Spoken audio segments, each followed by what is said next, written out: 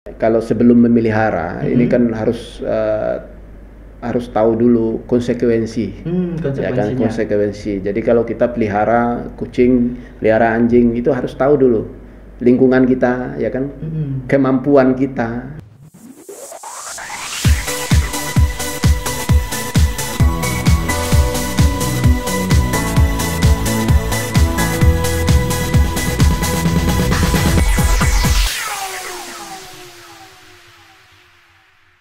Assalamualaikum warahmatullahi wabarakatuh. Salam kebajikan. Halo Sobat Jubal, jumpa lagi di podcast Jubal Inspiratif yang selalu mengundang tamu ataupun tokoh yang menginspirasi kita semua. Nah, pada episode podcast kali ini sangat spesial Sobat Jubal sekalian. Mengapa?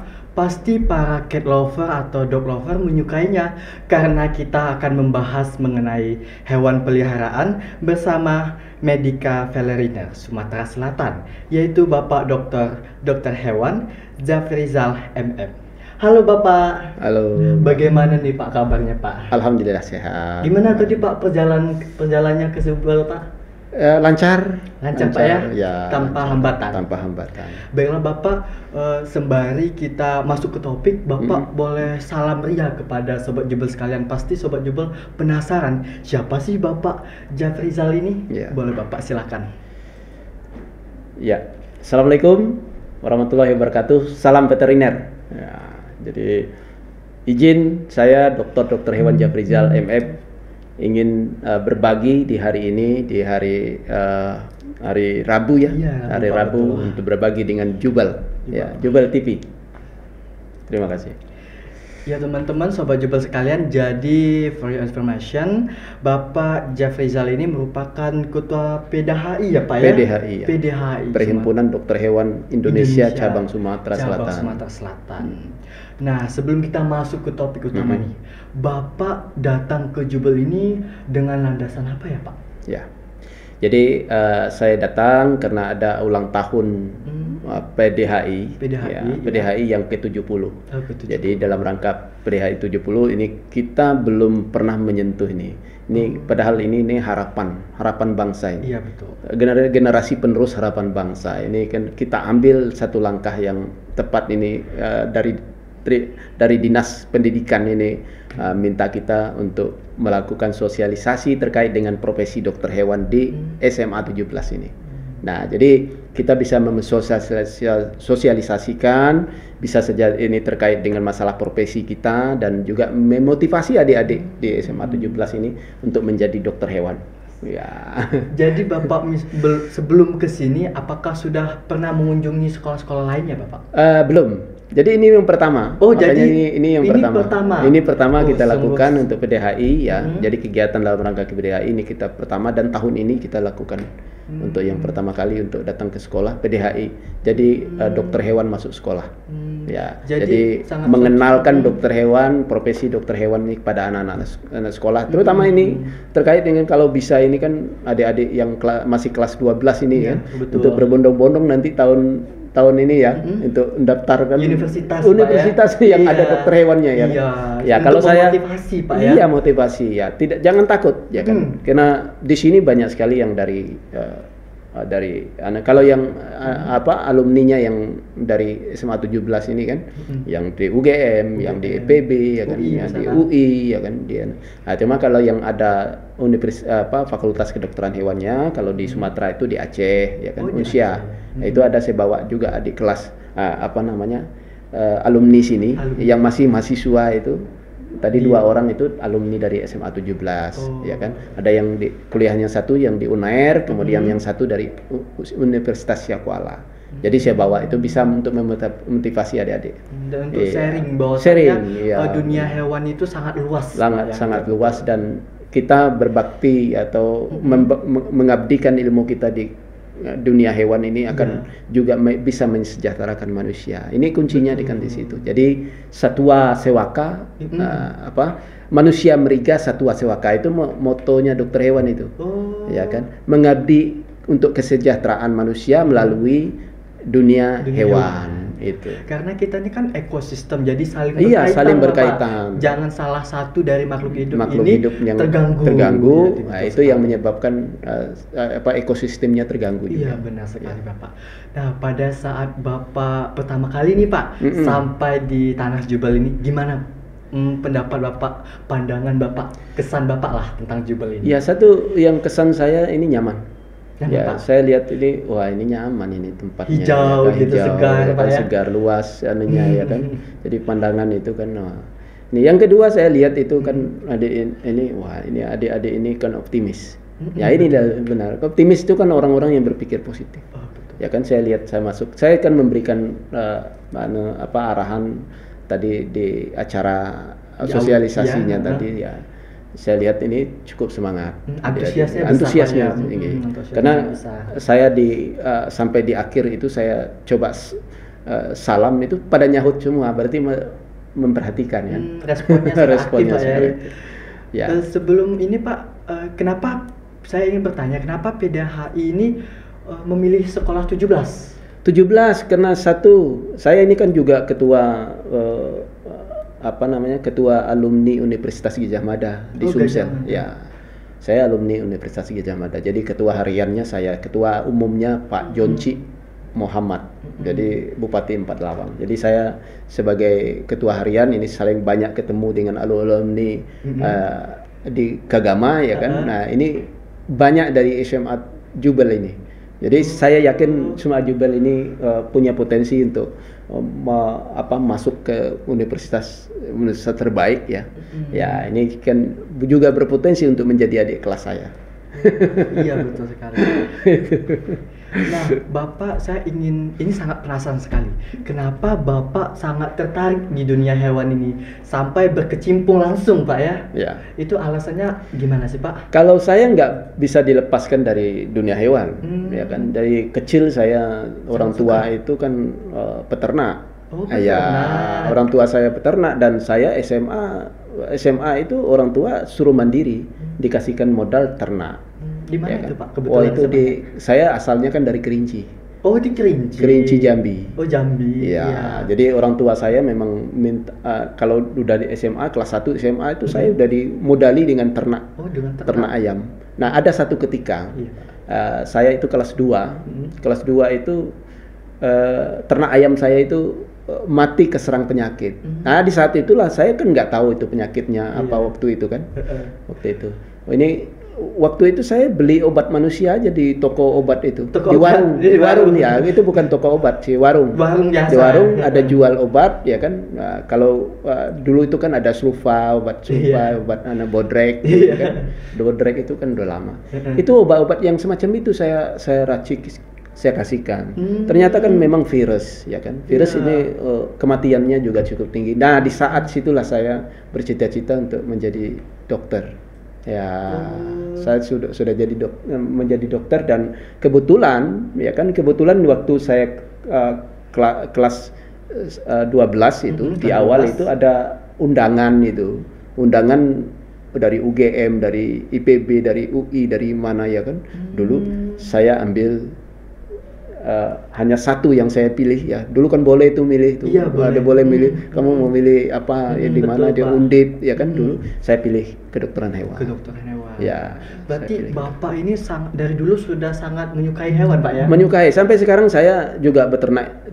Dulu orang tua saya kan ada dulu beternak itik. Itik. Ya. Kalau untuk anunya itik itu dari kecil saya orang tua beternak itik. Tapi sekarang saya juga beternak itik. Tapi ternak itiknya saya sekarang ini bagaimana itik itu bisa menjadi contoh bagi masyarakat di Kota Palembang dan Sumsel ini untuk bisa menjadi untuk bisa memenuhi kebutuhannya. Selain kebutuhan nutrisi juga kebutuhan hidup. Jadi dengan beternak saya contohkan itu.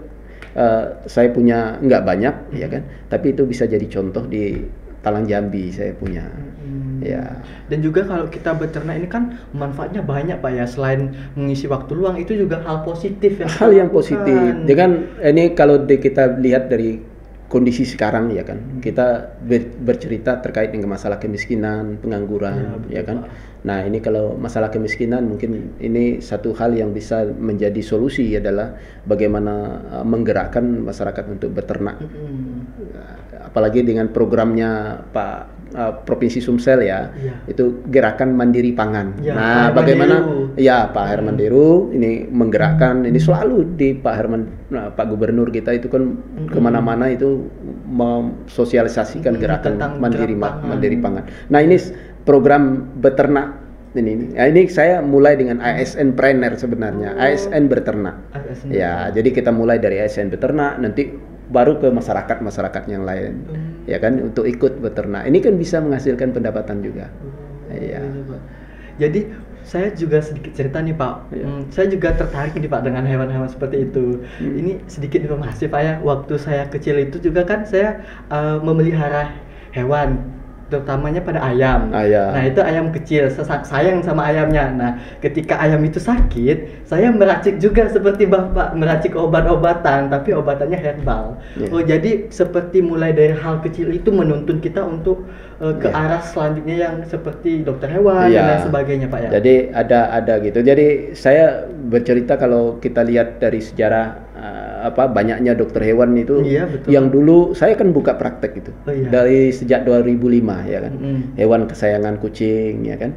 Jadi banyak yang sekarang yang menjadi dokter hewan, dulu yang ikut bapaknya ibunya itu bawa kucing ke tempat saya ya kan. Yang ke tempat saya dulu masih kecil, sekarang udah menjadi dokter, udah masuk di fakultas kedokteran hewan, malah sudah praktek sekarang kan. Ya jadi dunia yang dicintai itu dulunya masih kecil itu dekat dengan hewan, itu pasti ada keinginan untuk menjadi dokter hewan itu. Dunia yang sangat dicintai, salah satu hobi kita miliki. Jadi kerja ini kan sekarang itu kan memang hobi. Kalau hobinya dengan hewan ya itu, kalau apalagi ini profesinya bisa menjadi dokter hewan ya kan. Jadi kalau hobinya tidak ke hewan, jangan jadi dokter hewan, karena nanti jangan sampai itu menyiksa ya kan. Jadi harus mencintai dulu profesinya. Orang dengan profesinya itu kalau bekerja dengan hobi dan ikhlas Pak ya. Tidak ikhlas, pasti ikhlas. Kalau bekerja dengan hobi akan lebih baik. Lebih baik Pak ya. Sejalan dengan passion yang kita punya. Iya, passionnya. Ya. Nah Bapak, waktu kita balik lagi ke zaman SMA nih Pak. Nah pelajaran yang Bapak sukai apa sih Pak, supaya Sobat Jubel juga termotivasi nih? Iya, kalau saya waktu SMA itu matematika. Oh, suka matematika Pak? Iya, matematika. Kalau matematika, kalau saya dari kelas 1 itu sangat suka matematika. Sangat suka saya. Ya. Jadi kalau ya sebenarnya kalau kita mencintai suatu pelajaran ini, kita jangan harus gurunya menyenangkan. Pertama kita menyukai gurunya terlebih dahulu Pak ya. Kita menyukai gurunya, kemudian pasti kita akan suka dengan pelajarannya. Nah, jadi kalau kita sudah tidak dengan gurunya, kalau dulu saya gitu, jadi gurunya senang saya kan cara belajarnya. Tapi memang saya dari SD, SMP, saya dulu MTS ya. MTS kemudian masuk ke SMA itu memang menyukainya matematika. Ya kan? Suka matematika. Kemudian biologi, saya suka itu. Ya kan, belajar masalah alam. Yang berbau dengan pengetahuan alam Pak ya. Pengetahuan alam. Jadi kemudian itulah saat itu saya ambil jadi dokter hewan aja. Iya. Ya, sehubungan dengan ada kejadian yang tidak mengenakkan ya, ayamnya mati kan. Iya, ayamnya mati kan, bisa lanjut ke sini ujungnya Pak ya. Nah, kita sekarang ke topik utama nih Pak. Bahwasanya kan Indonesia sendiri kan merupakan negara multikultur Pak ya. Baik itu multikultur manusianya maupun fauna dan floranya Pak. Nah, kan banyak nih Pak orang-orang yang memelihara peliharaan, terutamanya kucing. Nah, menurut Bapak, kesalahan apa sih Pak bagi mereka yang memelihara kucing di rumah? Itu hal yang seperti apa? Ya, jadi mereka lalaikan. Tentang pemeliharaan ini, sekarang ini kan kalau sebelum memelihara ini kan harus tahu dulu konsekuensi. Ya kan, konsekuensi. Jadi kalau kita pelihara kucing, pelihara anjing itu harus tahu dulu lingkungan kita, ya kan, kemampuan kita. Ya, ini kan yang memelihara itu butuh komitmen dan tanggung jawab. Ya kan. Jadi kalau kita sudah tahu konsekuensinya, maka kita harus berkomit dan kita harus bertanggung jawab terhadap apa yang kita pelihara. Kalau enggak itu ini akan menjadi yang harus kita pertanggungjawabkan kelak. Ya kan. Contoh kita pelihara kucing, kemudian beranak pinak, kemudian kita sia-siakan, apalagi kita buang. Ya kan. Nah, ini akan menjadi pertanggungjawaban kita nanti kelak, ya kan, di akhirat. Ya kan. Nah, ini yang perlu kita makanya kalau tidak mampu pelihara banyak, ini kan ada program, ya kan. Kita kalau nggak mampu ya kita steril. Kita kan cukup pelihara. Kita mampunya 2 ya pelihara 2 aja, jangan nambah-nambah. Kemudian kalau kita pelihara 6 ya 6. Jadi jangan sampai ini kan beranak nanti kita buang. Jangan sampai berlebihan kita buang. Nah, ini yang perlu kita jadi ada konsekuensi yang gitu. Yang kedua ini waktu ini, ya kan. Waktu jangan sampai ya kan, tidak ada waktu untuk mengurusi. Nah, ini yang jadi persoalan sehingga hewan itu akan sia-sia nanti. Nah, di samping kemampuan tadi ya, kemampuan ini pakan, kandang, ya kan, lingkungan, ya itu kan harus kita pahami. Kedua waktu. Yang ketiga ini yang perlu kita pahami, ini kan masalah biaya ini kan. Biaya ini kan kalau kita pelihara kita harus tahu kesehatannya. Ini kita harus antisipasi vaksinasi. Nah, ini kan butuh biaya semua. Nah, ini perlu ada pengetahuan di awal supaya kita bisa komit untuk tetap memeliharanya dengan baik dan kita harus bertanggung jawab itu. Jadi ada 3 yang harus dipersiapkan dan harus kita pikirkan matang sebelum kita mengambil langkah untuk memelihara hewan. Jadi jangan ikut-ikutan trendy. Trennya orang pelihara misalnya kucing Angola gitu. Kan beli langsung. Ya, kita beli, ya kan, nanti kita belum tahu kemampuan kita. Betul. Jadi jangan sampai kita ngikuti tren. Trennya itu harus diukur dengan kemampuan kita. Masalah tentang sterilisasi, Pak. Kan di sini banyak orang-orang beranggapan bahwasanya itu menyakitkan hewan. Ini menyakitkan hewan. Padahal itu bagaimana, Pak, kalau pandangan dari kedokteran hewan sendiri? Kalau pandangan dari kita ini kan yang kita ini mengantisipasi mudaratnya, ya kan. Kalau kita tidak steril, itu akan banyak kucing yang diliarkan, yang dibuang, ya kan. Ini akan menjadi hama juga, menjadi masalah, ya kan, bukan hama, menjadi masalah. Dia tidak bisa terawat dengan baik, ya kan, kasihan makannya. Nah, ini yang jadi persoalan. Kalau kita harus pertimbangkan mudarat dan manfaat dan mudaratnya. Ya kan. Kalau bagi saya, kalau kemampuannya tidak cukup lagi untuk melihara 12 atau 20 ekor, ya sudah di steril aja. Lebih bermanfaat daripada mudarat nanti. Ya kan? Nah, jadi kita harus mempertimbangkan itu. Tapi kalau nggak sanggup melihara berapapun, ya silakan dibiarkan aja. Ya kan? Tapi perlu diingat bahwa tujuan dari sterilisasi itu akan menyehatkan. Satu, menyehatkan. Ya, kedua, menyehatkan di mana? Kalau jantan, kalau di steril dia tidak akan keluar, tidak akan berkelahi di luar, ya kan? Dia akan lebih tenang di rumah. Ini dia akan lebih patuh, lebih kalem lah, Pak, ya. Lebih kalem. Nah, yang kedua, yang betina ini kan ada penyakit namanya piometra. Kalau tidak dilakukan sterilisasi ada kemungkinan kena di piometra. Ya. Boleh bilang dia tidak dikawinkan. Nah, ini kan berbahaya juga. Benar. Ya, berbahaya untuk hewannya itu sendiri. Jadi kalau nggak mau dikawinkan, nggak mau dibiarkan, lakukan sterilisasi untuk menstabilkan populasi. Bukan mengurangi populasi, kalau menstabilkan populasi. Jadi sesuai dengan kemampuan kita. Dan sesuai kadar, Pak. Nah, Pak, kan perawatan hewan ini juga banyak seperti Bapak sebutkan tadi. Nah, salah satunya itu memvaksin nih, Pak. Kira-kira vaksin itu kapan ya, Pak? Waktu yang tepat untuk kita menyuntikkan vaksin. Kalau vaksinasi ini kan lebih bagus di awal. Kalau di kucing itu kan di 2 bulan. Di 2 bulan. Ya, 2 bulan. Dia kucing harus dapatkan vaksinasi 3 kali. 2 bulan, 3 bulan, kemudian 3 bulan, 4 bulan, ya kan. Tapi kalau anjing dia juga sama di 3 bulan. umur 1,5 bulan, kemudian nanti dia umur 2 bulan, habis itu umur 3 bulan. Jadi itu untuk basicnya di awal. Nanti setelah itu baru tahunan, setahun. Nah, vaksinasi itu sendiri berguna untuk dia, untuk hewannya itu. Nah, apalagi di saat-saat musim yang sekarang ini, pergantian musim ya, pancaroba itu. Nah, ini menurut tubuhnya stres, kemudian imunnya turun, virus akan mudah masuk. Ya, jadi jangan sampai beranggapan bahwa ini kucing saya ini di lantai 11, nggak mungkin kena virus, ya kan?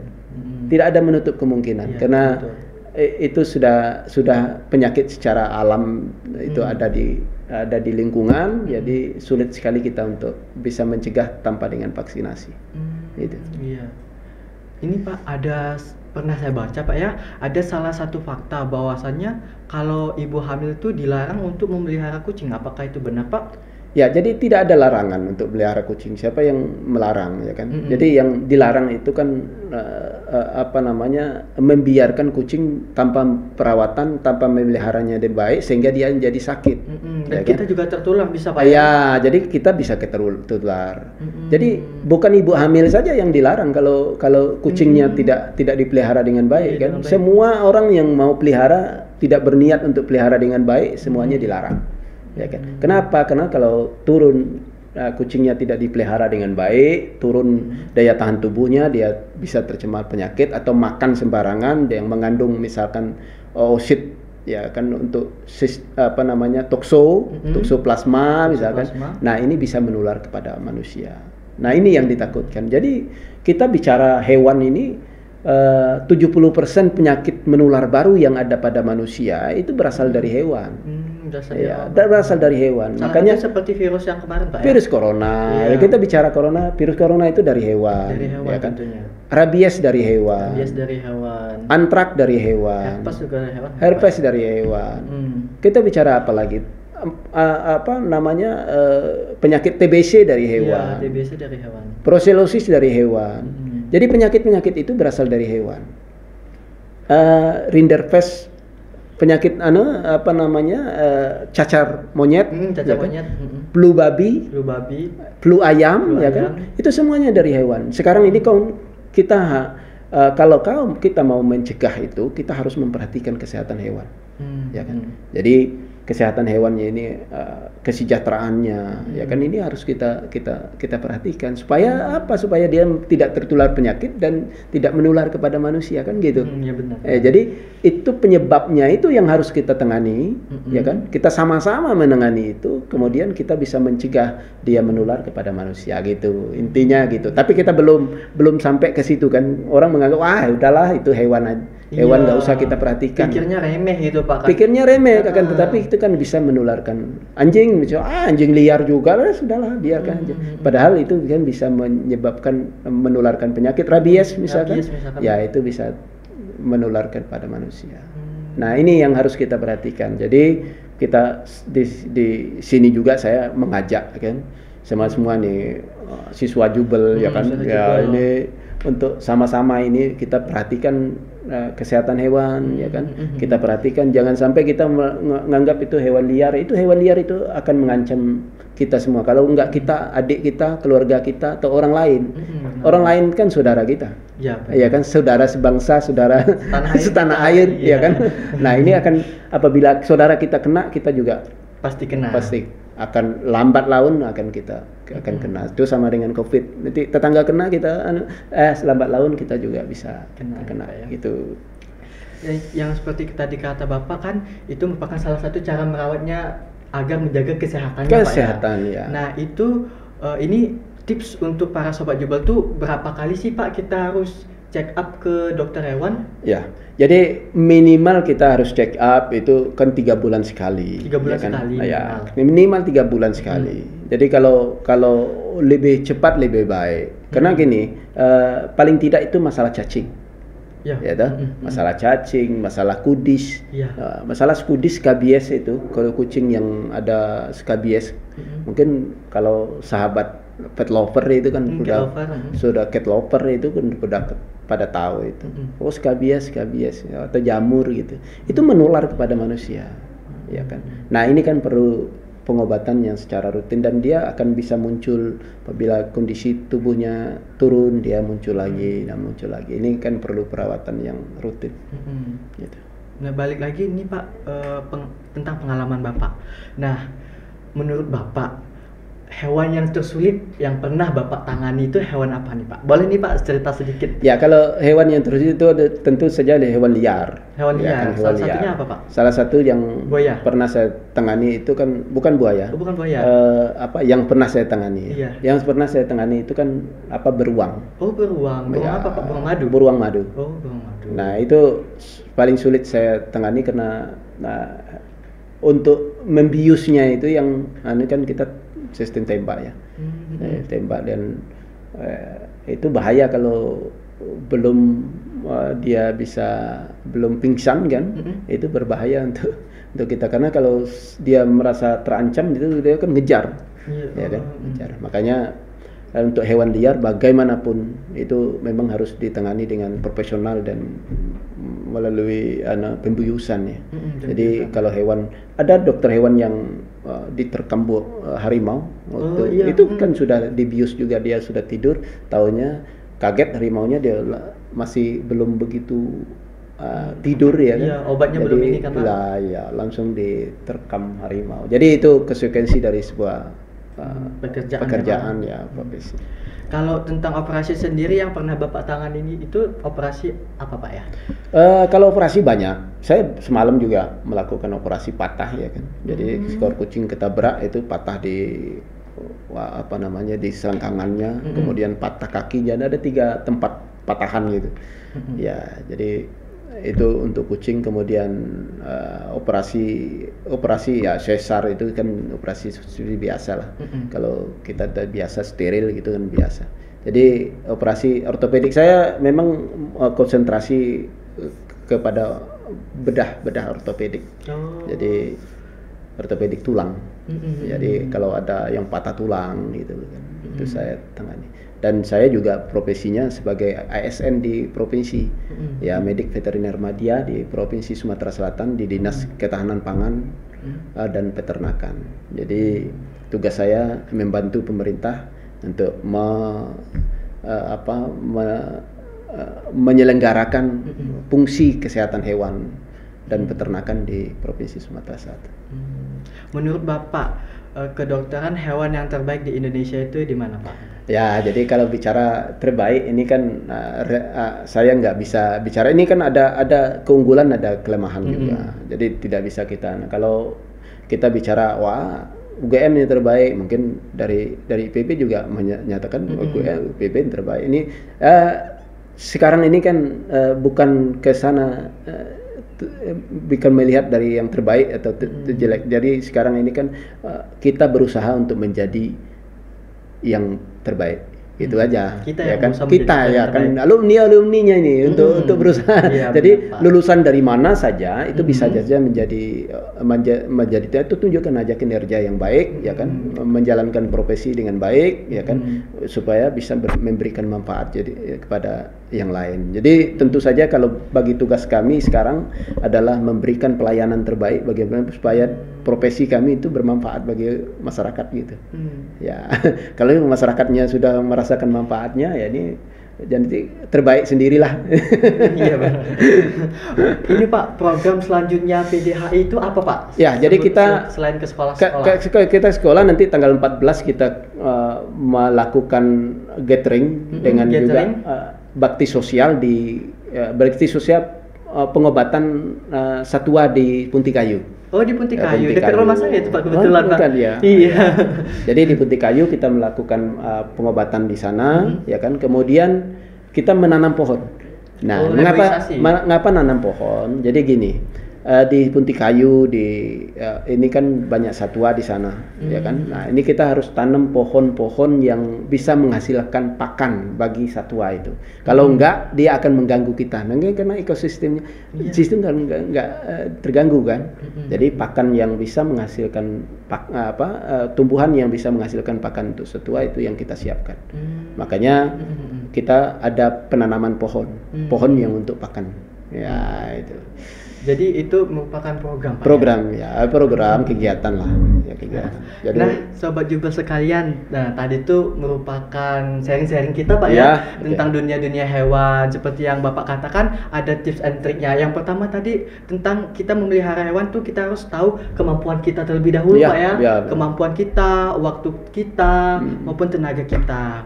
Nah, Pak, ini sudah hampir di ujung episode kali ini, Pak. Nih Bapak, saya mohon untuk memberikan kata-kata motivasi kepada sobat Jubel sekalian supaya mereka termotivasi gitu, Pak. Ya. Jadi dunia kesehatan hewan ini sangat luas dan profesi dokter hewan ini juga banyak sekali ya kan, akan menunggu kedatangan dari sahabat Jubel ya kan, untuk bisa ikut bermotivasi menjadi dokter hewan ke depannya. Jadi saya berharap ini dari SMA 17 ya alumninya itu kan bisa menjadi masuk ikut bersama kami menjadi dokter hewan hebat. Itu saja. Baiklah, terima kasih sobat Jubel yang telah menonton podcast dimanapun dan kapanpun, dan terima kasih Bapak karena telah datang berkunjung jauh-jauh, Pak, ke Jubel. Baiklah, saya kira sekian podcast pada hari ini. Saya tutup dengan wassalamualaikum warahmatullahi wabarakatuh. Salam kebajikan. Belajar bersama, maju untuk semua, kita pasti bisa. Terima kasih Bapak. Terima kasih.